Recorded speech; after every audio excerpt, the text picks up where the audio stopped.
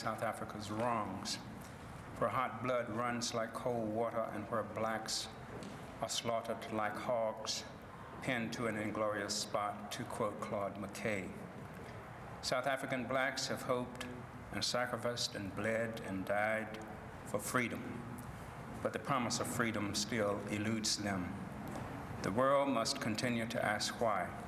Why must they continue to be impoverished, alienated, and ostracized in their own land? Several speakers will comment on apartheid today. Japhet Zwana earned the doctorate at the State University of New York at Buffalo. Currently, he is Director of Research Projects at the New York African American Institute and an adjunct professor at Vassar College. Japhet is an ardent supporter of the Department of Africana Studies here at the university.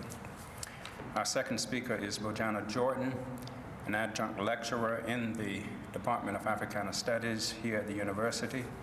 Professor Jordan was born in South Africa and was educated at Fort Hare University College, Rhodes University, and the University of Cape Town Law School. He also received a master's degree from the University of Rochester here in New York State. He's the author of a couple of books, one called We Will Be Heard, and the other one, The Poetry of Protest, recently published in Nigeria. Our third speaker is Helen Defosses, who earned the master's degree at Harvard University and the doctorate at Boston University. Helen is an associate professor in the Department of Africana Studies and associate provost at Rockefeller College here at the university.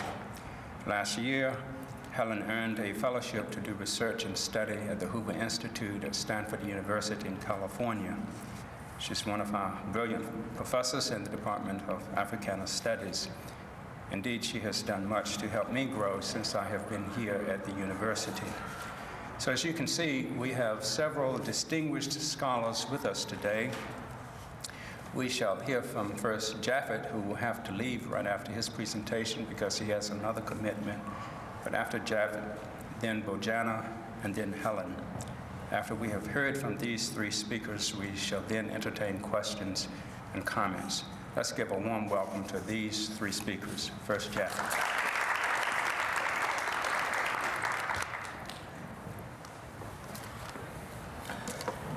Thank you very much, Dr. Slade. And good afternoon, ladies and gentlemen. I would like to remind maybe those of you whom I haven't met before that this is like a homecoming for me. I was part of this scene for a number of years as a member of the faculty of the Department of African and African American Studies. When I was asked to participate, I chose a topic that I sooner or later decided to discard, and therefore there's going to be a different bend to my presentation this afternoon.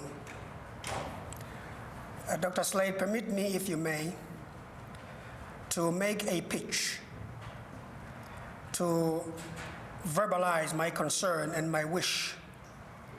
And my wish is that the State University of New York at Albany will continue to hold more forums such as this to address the double-edged problem of racism, not only in South Africa, but also in this country and in our own neighborhood.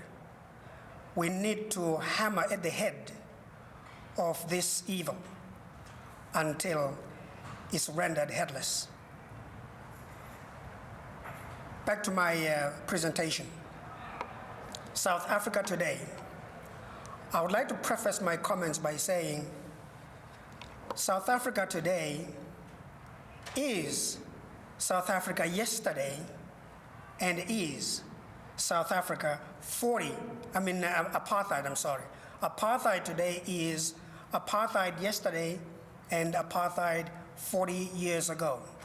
The only thing that has changed is that there is talk now of changing the course of apartheid or even eliminating it if possible. This afternoon, I would like to dwell not on the past, but rather on what is going on now, and perhaps share with you what I think is going to happen in the future, so far as apartheid is concerned. There is, for the first time in many, many years, I dare say that historically speaking, there have been breakthroughs in the past, so far as apartheid is concerned. But those breakthroughs were not sustained. We hope that this breakthrough will be sustained. I am talking about chances for negotiated settlement, chances for negotiation between the apartheid advocates as well as those who have been fighting it for years. Joe Slovo, a member of the ANC National Executive Committee and South African Communist Party chief, not a household word in this country and in South Africa, he was heard to say this: "From our point of view, there can be no liberation without economic liberation. And I am not talking about socialism yet.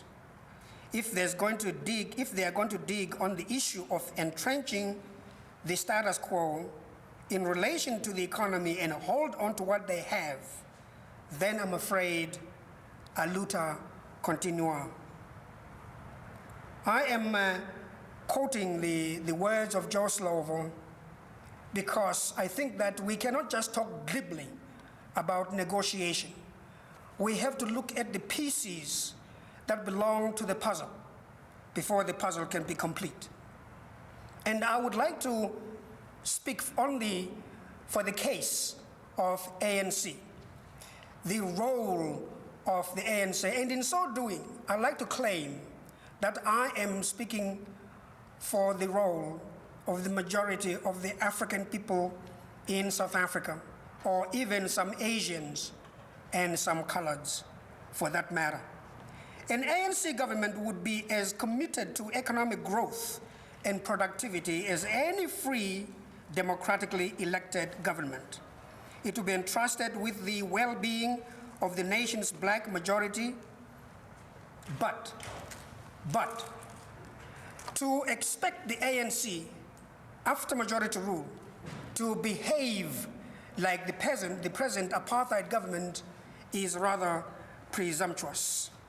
This explains Mandela's reaffirmation of the ANC's traditional position on the nationalization of certain industries, while insisting that the ANC is open to suggestions concerning other ways to redistribute wealth. You have heard some of the fears by the West that if and when the ANC government takes over, there is going to be a complete turn away from capitalism, which ain't doing that greatly anyways, to socialism.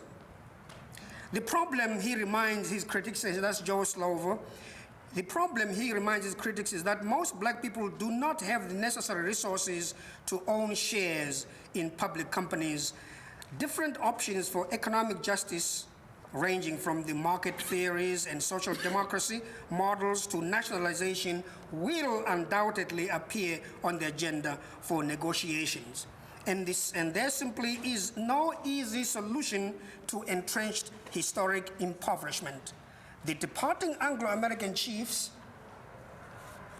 Gavin, Riley, insist that the business and the international community should not get into a flurry of nationalization. These, he says, are issues that sensible people can discuss. Let me move on and suggest to you some of the options that both the apartheid government, the nationalist government, and the African people, led by the ANC and other groups within the country, here are the following options. And I would like to discuss them because I think they provide the way forward, the momentum forward. Without these pieces, without looking at these options, we will not understand what options there are. A lot of people just talk about the situation, the new situation. They talk about the change on the heart, on the part of the white people in South Africa. Please, ladies and gentlemen, do not be fooled. The South African government, the South African white people, by and large, I'm talking about those in the area of power, or those in the place of power, have never changed their attitude towards what they understand as Africans to be. So here are some of the options. Let's see if they make any sense. The long history of conflict weighs on both the de Klerk government and the ANC, leaving both sides with only certain options. De Klerk has limited space in which to operate. He has gone further than any of his predecessors, partly because he has been under more pressure than his predecessors. He is not an inch better than Verwoerd or Botha.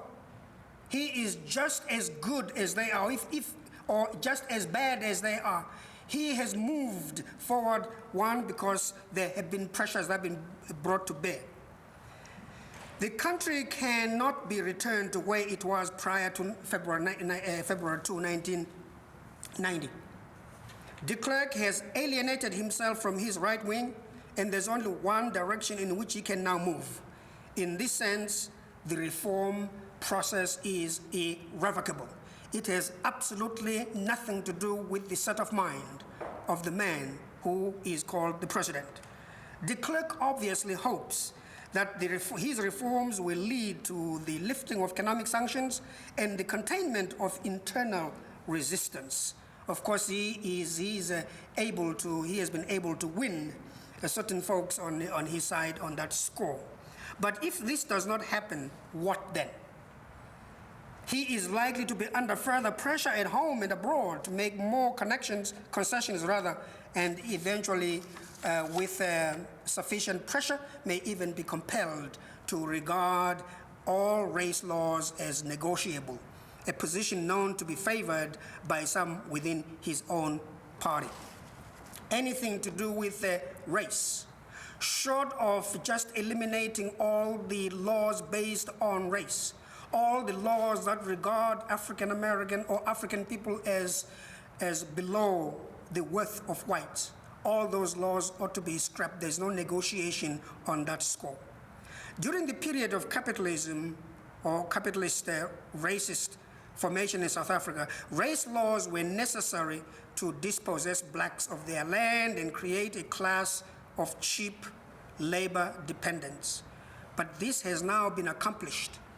Clearly, the de Klerk regime is not ready to concede this much, but may eventually find itself being dragged beyond any principle or any principled positions it now holds. Secondly, de Klerk does not have time on his side. White South Africans go to the polls in 4 years' time, and a reformist government simply cannot afford another crisis, election. If de Klerk has not made noticeable progress towards resolving the present impasse, his job is likely to be on the line. With those two provisos, with those two items of background information, let me tell you what the choices could be. The choices facing the ANC. See, ANC, by the way, is part of the bargaining process, is part of the negotiation process. The African people who have been oppressed for over these years did not have to participate in a negotiation because they are the ones who were wronged. It is the responsibility of the white people who are the oppressors to come to terms with the African people. But even then, the ANC and other organizations have decided that for the good of all, they are going to participate in a negotiation process, which is too much of a compromise anyways. The ANC can stay in exile until the outstanding conditions for negotiations are met, the state of emergency lifted, all exiles allowed to return home, all political prisoners released, troops removed from townships, and all oppressive security laws scrapped. The problem with this option is that the ANC could be seen to be inflexible and defensive, and of course they have not decided to opt for that. Second, they could suspend demands regarding these conditions.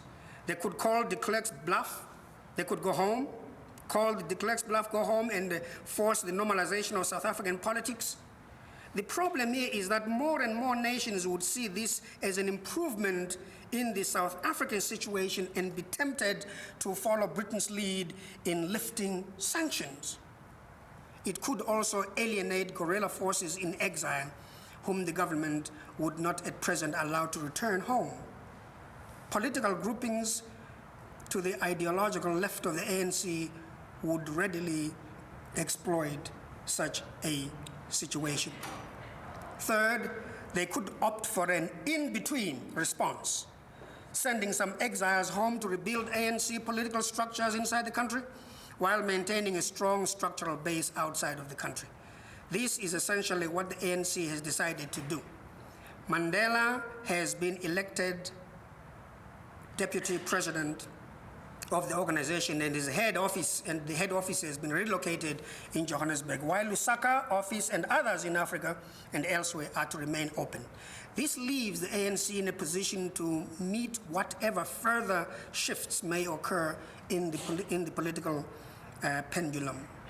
It could also enable the ANC to negotiate further concessions from the government and to enter into piecemeal negotiations with the government, which is what it is doing. I know my time is limited, and let me share in conclusion with you the remarks that I should really have made at the onset. The phenomenon of African upon African violence. African upon African violence. As unfortunate as it is, ladies and gentlemen, it should not happen. However, what I object to is the way it has been used, the way it has been viewed. The program of the people in South Africa, government and those who have been oppressed, is to move negotiations off dead center. The attention of the world is on what is going to happen after the thawing of apartheid. The concern of the children and the old people, and young and old in South Africa, is to eliminate apartheid now and forever. It is not about the neighborly squabbles of one or two people, because believe me or not, this is not the first time whatever is happening is happening. Africans, Europeans, Indians, Asian, everybody have had their quarrels. People have fought at home. The focus on what is happening between Mangolusu Buthelezi and Nelson Mandela is necessarily a diversion. Okay? They shouldn't be, people should not talk, should not stop doing what they're supposed to be doing in order to focus on this, because now what you hear is that, oh, until Mandela and Buthelezi settle their differences, we cannot move forward. That's rubbish. Because after all, what is going on between those two and their groups are as a direct result, they are the fruits of apartheid. I want to aver that if apartheid were destroyed today, those two might behave differently towards each other. Let us look at where the act is. Let us look at where the problem is. After all, it's an open secret that there is somebody in between. Those two guys don't speak foreign language to each other. They speak common language. How on earth, therefore, do they seem to be not to understand each other? That's not true, ladies and gentlemen. There is somebody in between who is calling the shots. You know, the old approach of divide and rule that white folks have been very famous or infamous for over the years. We know that the police, we know that the government, we know that Secret Service is busy saying one thing to Nelson Mandela, and then after they leave his office, they go to Mangolusi Buthelezi and say something else. And while those two are trying to make sense of what they're being told, before they make sense of it, they are at each other's throat. I do want you to understand that I am not in favor of continued squabbles among Africans. It would help a great deal if that did not happen. But let's place the blame where it belongs. Thank you.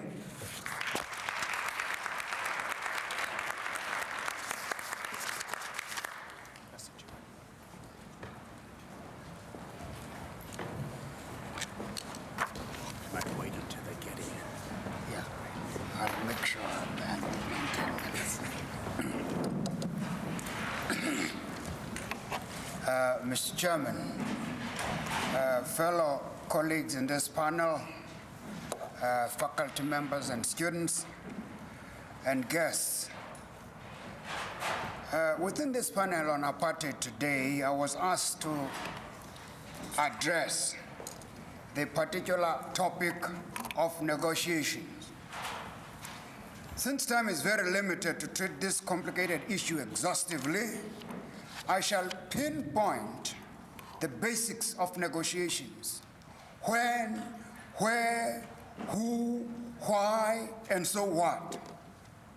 Formal negotiations to end South Africa's apartheid began to be openly talked about when President de Klerk unbanned the African National Congress, Pan-Africanist Congress of Zwana, and other liberation organizations earlier this year. Many people, however, regard it as important to mention that Nelson Mandela had many talks with South African racist leaders whilst he was still in jail and given special privileges. In May of this year, the ANC group headed by Nelson Mandela had the first formal talks in Groot Square, Cape Town, to test the waters for an amiable change of things in apartheid South Africa. It must be noted here, however, that neither group had any mandate from the disenfranchised people of South Africa, Azania. Many people believed that negotiations would come about through the route by which the process happened in Zimbabwe, Angola, Mozambique, and Namibia. In all these cases, the oppressors were forced to the negotiating table by the force of the struggle, unlike in the South African situation, where the oppressors took the initiative of calling the oppressed and calling upon them to disarm and to come and talk, while the oppressors remained unarmed.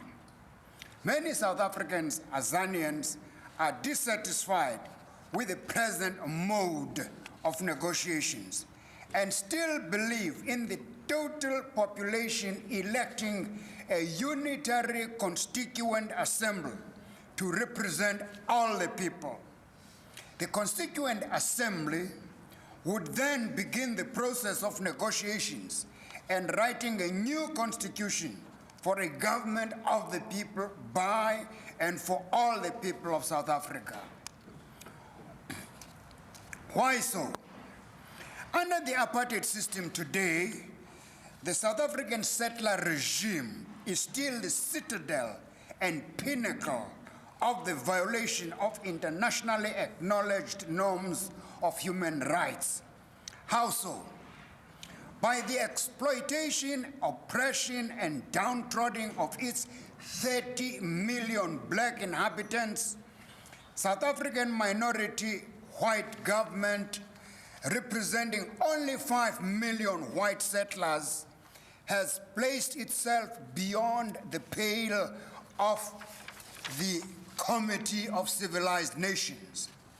The blacks of that country, South Africa, have no access whatsoever to self-determination. They may not vote for or be voted into any office to run the country. They are crammed into 13% of the land, while the richest and most affluent 87% land is allotted to the 10% white people. Will negotiations as planned by the South African government alleviate these inhuman conditions for blacks? All the liberation groups of South Africa are in agreement in destroying apartheid and having a democracy where each and everyone will be free to enjoy the fruits of the land and their labor. The differences among the liberation groups in South Africa, Azania, may be narrowed down to those with a compromising multiracial outlook and those with an Africanist position.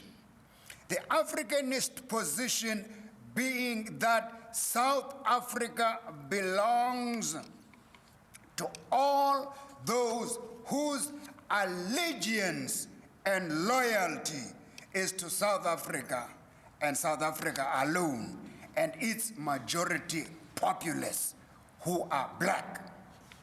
They believe, the Africanists, in one race, the human race. What is needed in South Africa is not cosmetic reforms and veto by whites, but a total eradication of the system of apartheid, not its mere dismantling, as some pundits believe. Furthermore, the Africanists are most suspicious of the nationalists' intentions of having a newly created structure and institutions of government wherein the same old apartheid is hidden and re-established. For instance, de Klerk has flatly rejected the people's demand for a constituent assembly, unitary and elected on a one-person, one-vote basis to draw up the constitution. He has suggested, on the other hand, a two-chamber parliament with the whites-only upper chamber having full veto power. What then has brought about the call for negotiations and seeming change of heart on the part of the racist government of South Africa, resulting in reforms? The answer lies in these. One, international pressure and isolation of the country was too much to take any longer, even by racists. Two, the convincing defeat of the South African army in Cuito Cunavale in Angola in 1988. Up to then, the racist South Africans considered themselves invincible. After that defeat, they dropped Namibia like a hot potato and gave it its independence. Three, internal disorders and uprising within the country engineered by the liberation movements demanded more of the racist undivided attention. Four, the revolt of the white youth in South Africa and their stubborn refusal to be enlisted in the army to defend apartheid. Scores of them preferred jail to serving apartheid. Five, the tottering economic recession and inflation in the country, which is hitting hard, especially upon the white upper middle classes who have been used to the highest standard of living in the world. These are the reasons why South African racists today want negotiations. They want the people, the oppressed people, to come and sit down on the table and help them, racists, to solve the problem which they, racists, had created.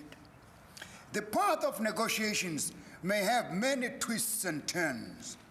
Neville Alexander, one of the great theoreticians of South African liberation, has predicted, I quote, Once a negotiation position has been established, the real struggle will move beyond the confines of the Charterist group, that is the ANC group. They will be faced with reactionary alternatives to their right, like the Inkatha and the Labour Party, which will want to accommodate the ethnically defined proposal of the governing Nationalist Party. And they'll be faced with the rejectionist alternatives to their left, the Pan-Africanist Congress and the Socialist Group, that will guard against any sellout or any watering down of cherished principles of non-racialism, democracy, one person, one vote, and the equitable distribution of resources among all the peoples of South Africa. What happens to negotiations remains to be seen and carefully watched by all concerned, including all of us here. I thank you.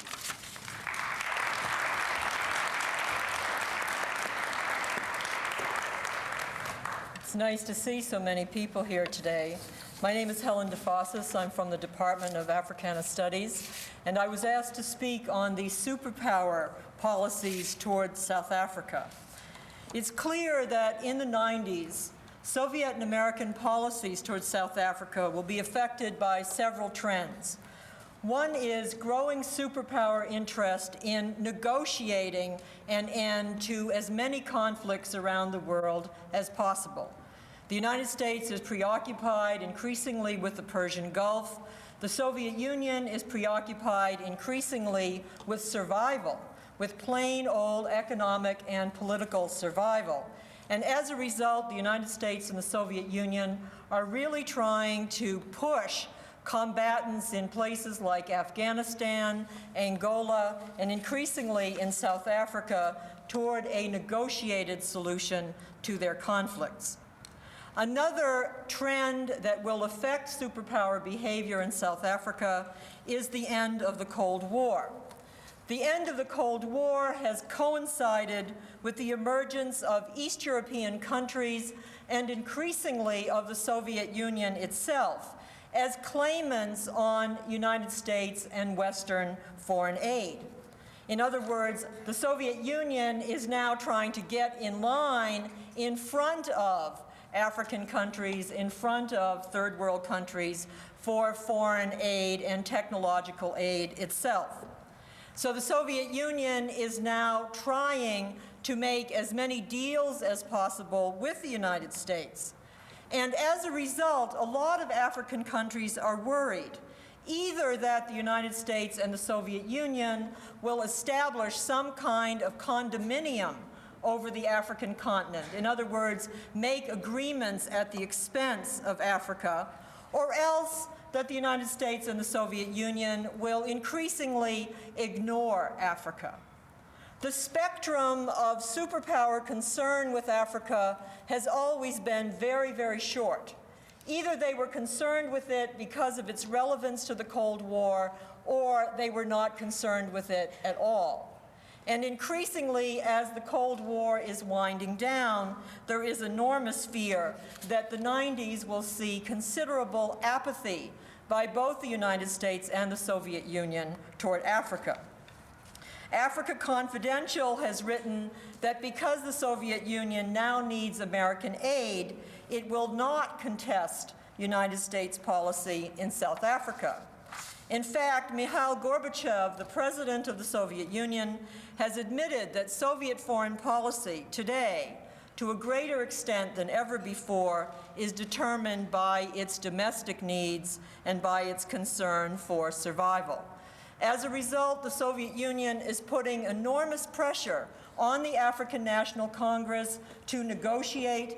It's putting enormous pressure on the African National Congress to back away from any thought of a military solution, any thought of emphasizing violence, and trying to get them to remain at the negotiating table.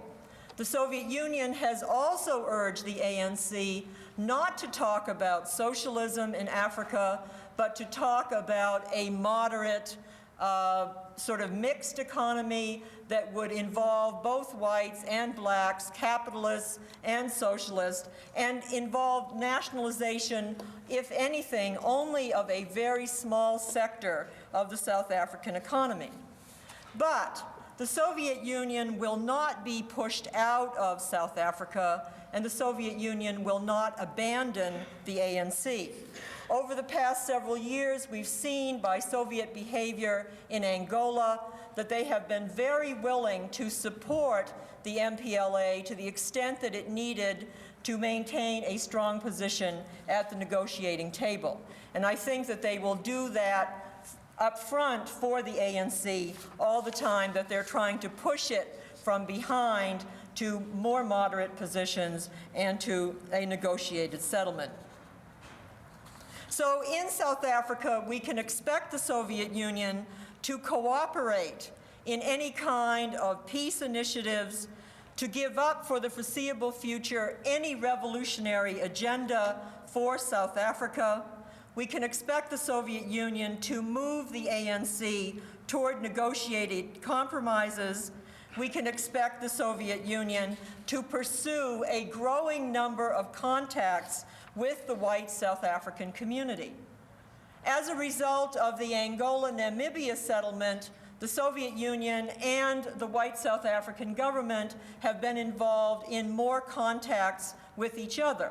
And while the Soviet Union refuses to reestablish diplomatic contacts with South Africa on a formal basis until apartheid is ended, it is clear that the South African government and the Soviet Union are exploring more and more contact with each other. I think meanwhile, the South African liberation movements will explore more and more the possibility of coming up with their own model for the future. Thami Mazwai, who's editor of the Black South African newspaper, The Sowetan, looked around recently at the collapse of socialism in Eastern Europe, the near collapse of socialism in the Soviet Union, and said, "The shortcomings of state socialism and capitalism have prompted blacks to look at the welfare economies in the Scandinavian countries, particularly in Sweden." He went on, "The shopping for a model for South Africa continues." So we find that the Soviet Union increasingly is convinced that F.W. de Klerk wants good relations with Moscow and that the changes that he has made in South Africa are extensive and significant. We also find President Bush making the same comments. The United States, as you know, this year entertained both Nelson Mandela and F.W. de Klerk. There was a lot of pressure on the White House not to invite F.W. de Klerk this year for two reasons. One, so as not to take away from the enormous reception that people wanted to give Nelson Mandela, and also not to send the wrong signal to de Klerk that he had already made enough changes and that therefore he would be welcomed in the White House and wouldn't really have to keep moving toward political and economic shared power in South Africa. However, George Bush did entertain F.W. de Klerk in the White House, and people are trying in this country to keep the pressure on the United States government not to relax its pressure on de Klerk to keep making changes. Fortunately, the language in the 1986 sanctions legislation passed by the Congress over President Reagan's objections is very clear about the changes that South Africa has to make before economic sanctions will be lifted. So fortunately, even though George Bush might want to relax many of the sanctions that currently exist against the Republic of South Africa, the congressional legislation is very clear that he cannot until many more changes are made. So in closing, what can we say about the future of superpower concern with South Africa? Economically, the domestic survival of the Soviet Union will grow as Moscow's #1 priority. The Soviet Union, as you and I sit here, is falling apart. Every republic in the Soviet Union is falling apart, as is the country itself. So increasingly, the Soviet Union will have to earmark what used to go for foreign aid to its own survival. Politically, the Soviet Union will increasingly show itself to be a status quo power in Africa, and involvement in third world revolutionary movements will be downplayed, simply because they are too costly for the Soviet Union. Finally, the Soviet Union will concentrate increasingly on its relations with the West, particularly with the United States, and will evaluate involvement on the African continent from the perspective of its more crucial considerations, that is, its relations with the United States. A noted Soviet Africanist remarked a few weeks ago, as the Cold War fades away, Africa's struggle for survival will shift from the east-west plane to the sphere of economic relations between North and South. Such interrelations and less hostility will go on through the 90s, which must become the decade of the victory of common sense in Africa. So the good news is that the Soviet Union and the United States will increasingly withdraw from Africa, leaving Africa to develop its own solutions. That is probably the best that we can hope for from either the United States or the Soviet Union in the decade of the 90s. Thank you very much.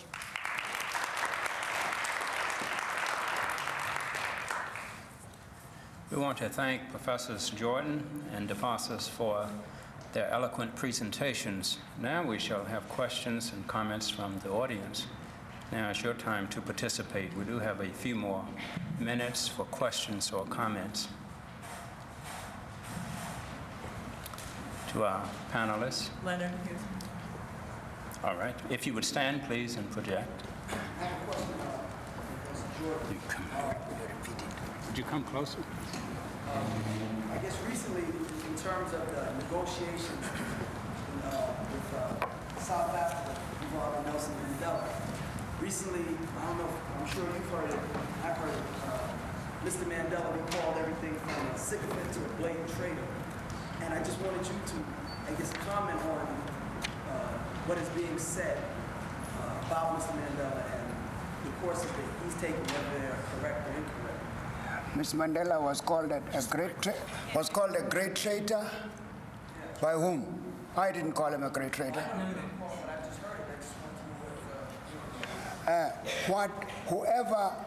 Whoever called him a great traitor could answer that question. But I'll tell you, though, that there are two trends of thought going on right now. There is the Charterist trend of thought, which embraces the negotiations. There is the Africanist Azanian trend, which refuses negotiations. This other trend says there are certain conditions which have got to be fulfilled before they join in the negotiations. For instance, the land question. Right now as it is, 13% of the land is being allotted to 30 million Africans. And 87% of the land is occupied and possessed by the 13%, 5 million. Now, on that basis, the other group said the question of, for instance, in everything they've discussed so far in the negotiations, the land question has not been addressed. These people want this to be addressed. Now, these groups want certain things to be fulfilled. For instance, one man, one question.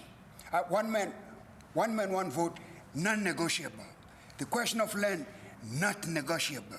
You are not going to be equal to people. There can't be any equality to people who, 5 million of them, occupy 87% of the land and have all the riches of the world. Now, those are the things which the other group, they say that. Now, unless these particular conditions have been agreed on, then we can sit down and negotiate. Now, the other people, extreme group, say that freedom in any case is non-negotiable. You are either free or not free. You are either alive or dead. Life is not negotiable, that kind of thing. But then they are prepared to come down, to compromise, and just mention just 5 fundamental pillars of apartheid. Now, that is the other trend of thought. The Africanist trend of thought. The Charterist trend of thought, for instance, says South Africa belongs to all who live in it. That is oppressor, oppressed, exploiter, exploited, murder and murderer. That is the Charterist trend in the Freedom Charter. The Africanist trend is that South Africa belongs only to those whose allegiance is to South Africa and South Africa alone. America belongs to Americans. I'm an African. It doesn't belong to me. When I'm in America, I've got to do what the law of America is, what the majority of people of the Americans do. Russia belongs to Russians, Germany to Germans, and so on. So Azania, South Africa, belongs to those whose allegiance, black, white, yellow. The Africanist group, for instance, go out and say that race, there is only one race, the human race, and anybody whose allegiance in South Africa is to the majority, and the majority are black, then is a South African.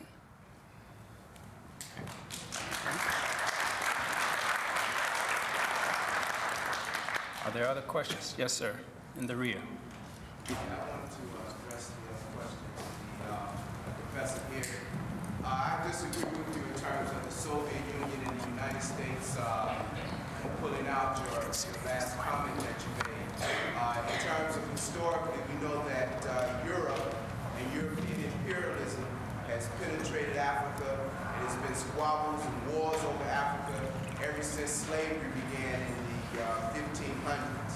In fact, if you read W.E.B. Du Bois' book, The World in Africa, he makes an analysis and he says that World War I and World War II was fought over the resources of Africa.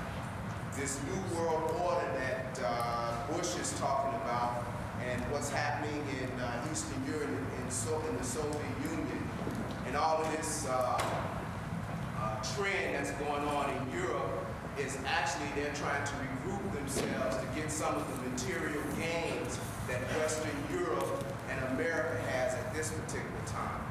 And if we understand how America and Western Europe has gotten these this technology and all of these resources that they control, it was clearly an exploitation of Africa and African people and the oppression of African people.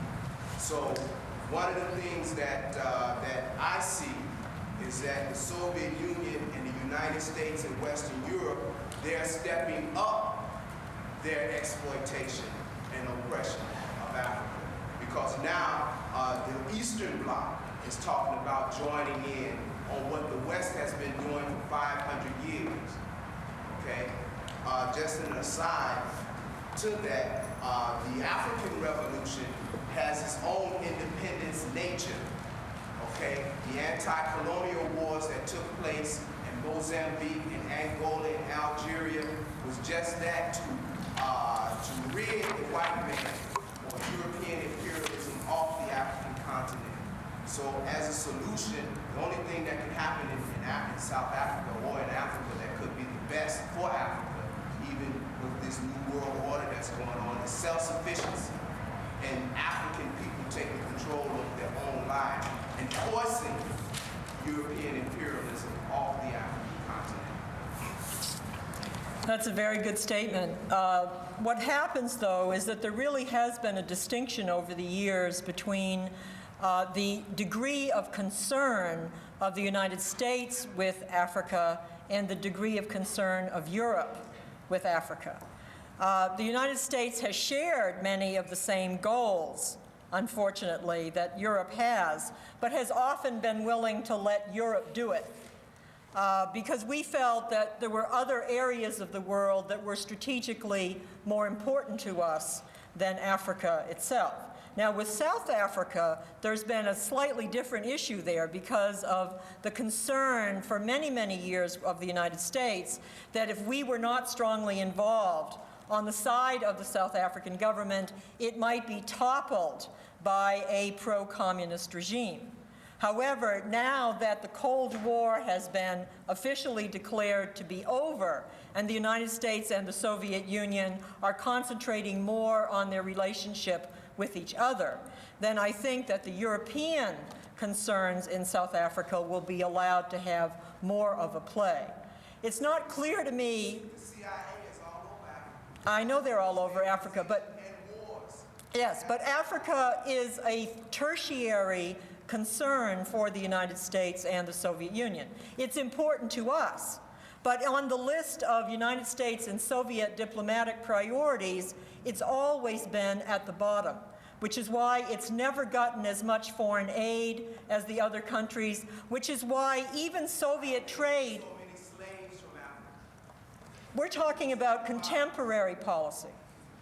We're talking about contemporary United States and Soviet policy in Southern Africa. I agree with you that there has been enormous oppression by the United States of the African peoples and the African continent. Unfortunately, the United States and the Soviet Union have not thought in the 60s and 70s and 80s and 90s of any other reason why they should care about Africa other than its role in the Cold War. Now that the Cold War is over, it's up to us to help our government develop some positive incentives for caring about Africa, because our government does not seem to be able to come up with that list of positive incentives of its own. Yes, ma'am. Ms. Williams? When Mr. Jordan, when you were speaking, you seem to have forgotten. Every time we're talking, you mention I think it is important that we state that no negotiations is going on in South Africa. The only thing that is happening is talking about talk. No one has negotiated nothing.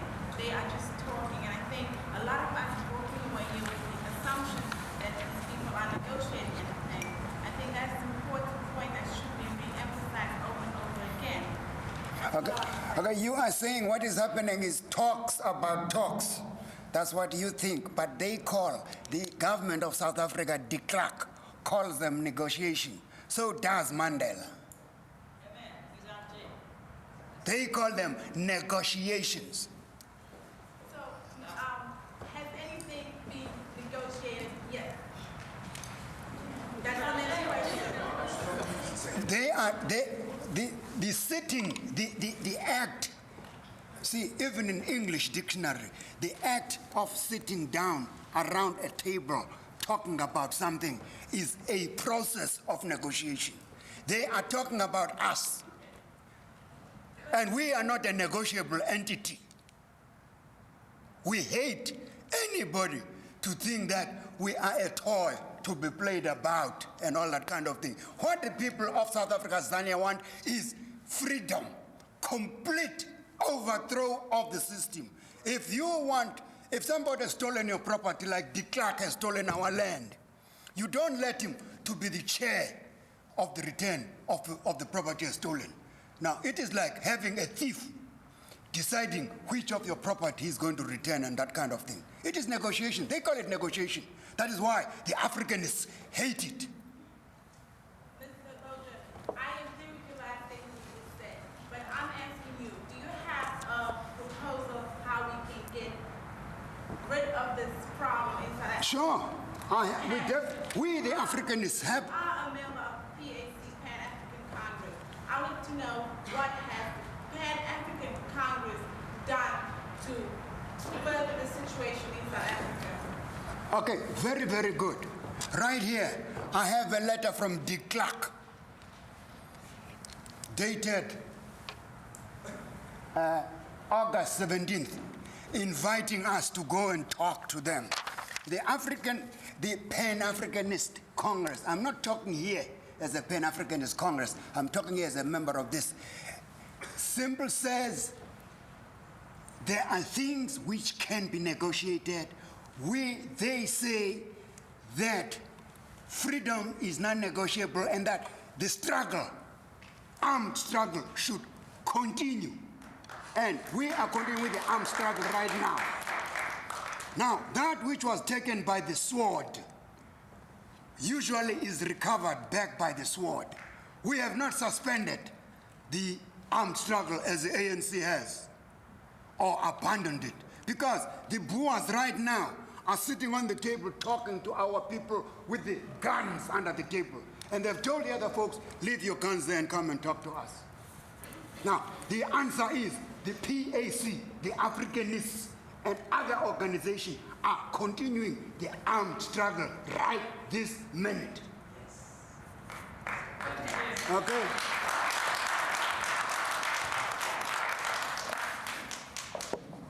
I think we have time for one more question because three more questions.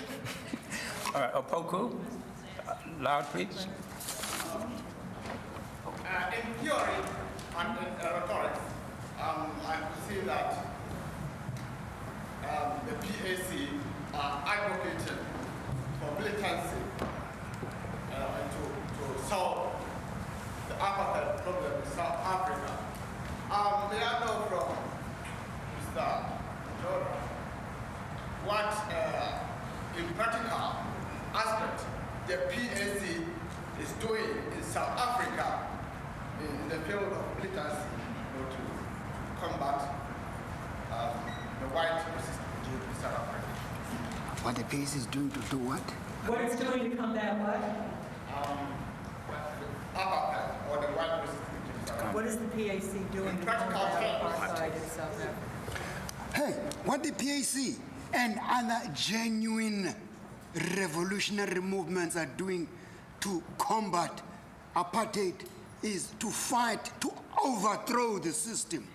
You want to know how to overthrow the system? Keep on fighting on the ground. Guerrilla activities and other activity to destroy the regime. That is what they are doing. You know, Not to go about the world saying that these are people of integrity and whatnot. How can a thief be a person of integrity, a murderer? That is what we are doing. We are telling the world that the South African racist regime are nothing but murderers to the people of Azania, where a black man by law gets 1/10 the salary of a white person. That is the law. And that is part of what we are doing. And that system can only be removed by force of arms. So is the PAC to realistically engage in guerrilla warfare in South Africa? say it again. I'm asking whether in reality or the PAC is engaging in guerrilla tactics or warfare in South Africa. The PAC is engaged, like many other Africanist organizations, in armed struggle inside South Africa and outside South Africa by helping those inside. I think Professor Jordan's remarks are really fascinating in view of what the Soviet Union has been saying and doing recently, because the Soviet Union has been saying South Africa must not be destroyed. It is important not to destroy it. It is important to maintain as much degree of moderation at the negotiating table as possible. In fact, they've been really putting the squeeze on the availability of arms to the African National Congress. So if the PAC is engaging in armed struggle, the ANC is being cut off increasingly from sources of arms itself by the Soviet Union, which has been its major arms supplier. I saw Mr. Charles Tui's hand next. We can't quite hear you, Mr. Tui.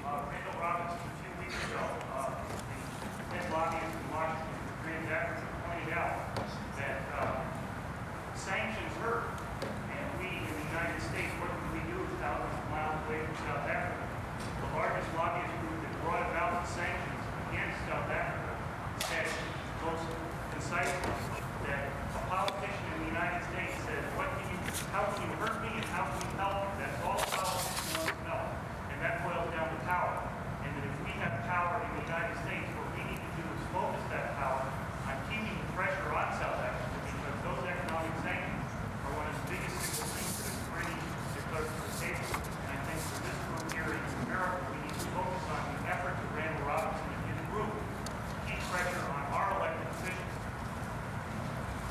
I saw Dr. Ellis and then in the rear. Dr. Barber? Yes, Dr. Defosses, question. She quoted from one of the Soweto, the South African paper. Now, just yesterday, I was reading through some articles from the Soweto. I believe one of them was by Betty Alexander. I think she's either executive secretary or vice president of PAC Journal. PAC, and in that, he said that there was no question that China and many Islamic countries were heavily supporting PAC. I wanted to ask this even before your remark that the Soviet Union may be cutting off supplies from ANC, but where is PAC getting them from?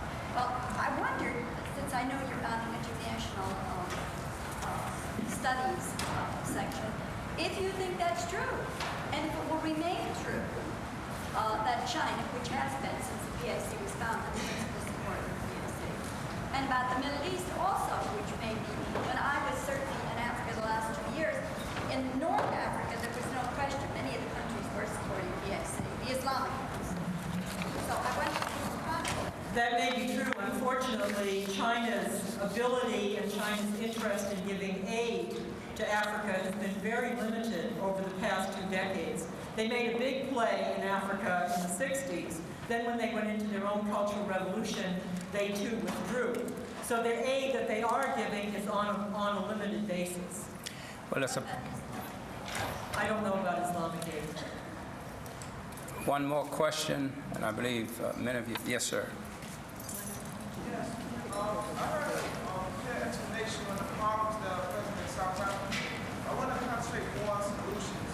Not solutions that will lead to colonialism or neocolonialism, the status quo, but solutions that can be present to every person in there that can partake in helping to the immediate rewards to African people on South Africa or on the continent as a whole. What solutions can we take? Well, for one thing, I think the foreign aid bill in this country is always in trouble. It's in trouble again.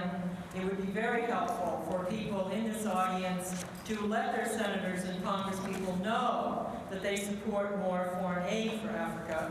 I think also, as Charlie Toohey said, it's very important that sanctions against South Africa not be lifted until they actually get to the point of one person, one vote.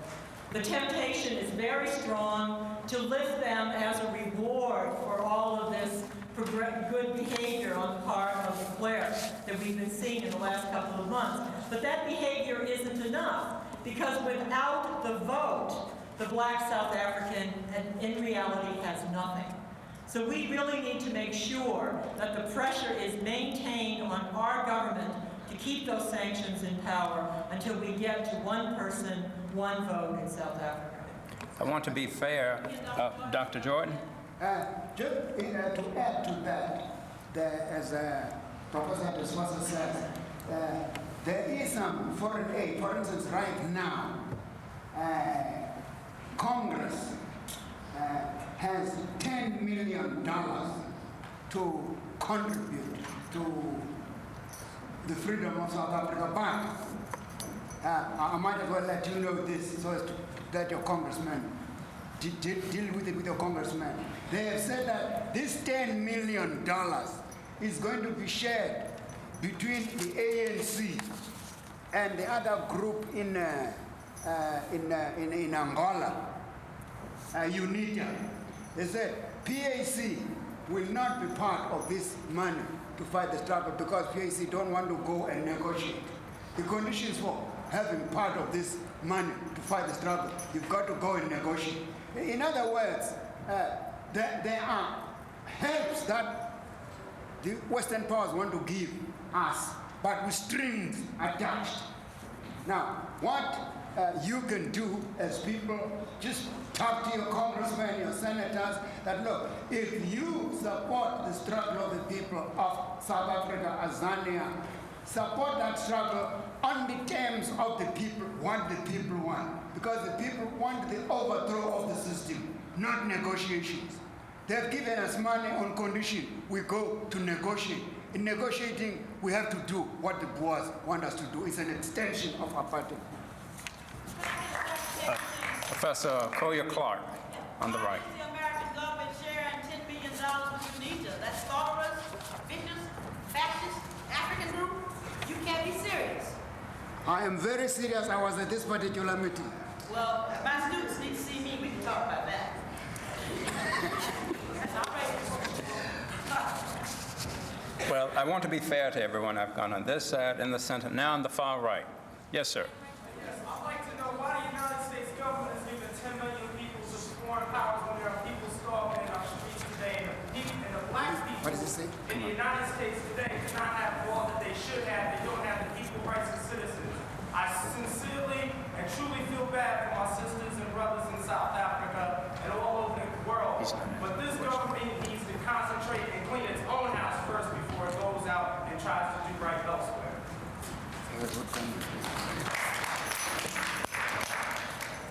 One more question, I promise. This is the last one. Yes, sir, Mr. Black. It's all fine to talk about sanctions as far as economic sanctions.